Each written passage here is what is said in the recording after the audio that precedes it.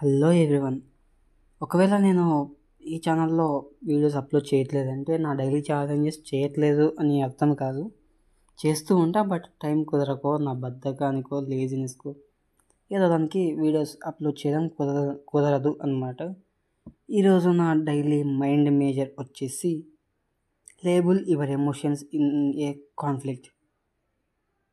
ఈరోజు అలా చాలానే జరిగాయి. అంటే పర్టికులర్ ఎమోషన్స్ ప్రతి హ్యూమన్కి నార్మలే. సిల్లీ కాకుండా అందులో ఒక షేర్ చేయాలనుకుంటున్నాను అన్నమాట.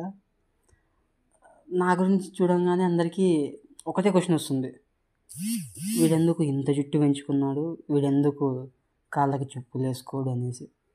నార్మల్ అడిగితే నాకు చెప్పగలను, ఎవరికైనా సరే ఎలాగైనా చెప్పగలను. బట్ ఈరోజు ఒక లెక్చర్ ఏమన్నాడంటే, వెళ్తూ ఉన్నా, రే ఇక్కడ రారా అన్నాడు. ఆయన నన్ను ఒక్కరోజు చూడలేదు, ఈరోజు ఫస్ట్ టైం ఆయన నన్ను చూడడం.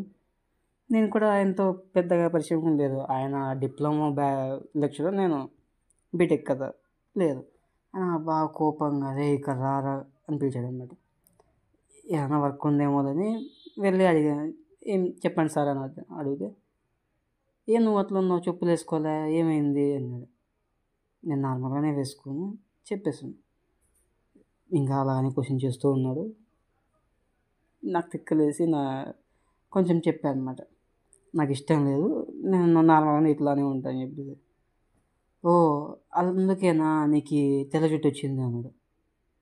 గ్రే హెయిర్ ఎవరికైనా వస్తుంది బ్రో, అది కామనే. But hormone imbalance and genetics వల్ల తొందరగా రావడం జరుగుద్ది. అలా ఎందుకనాలి? Why?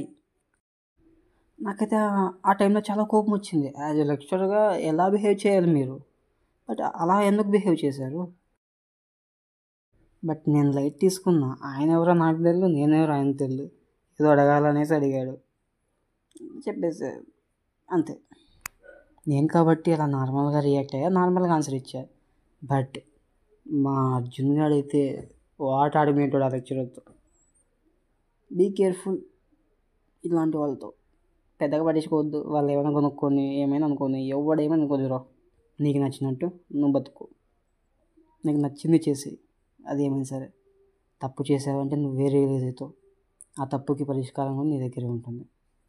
So be better, be as you want.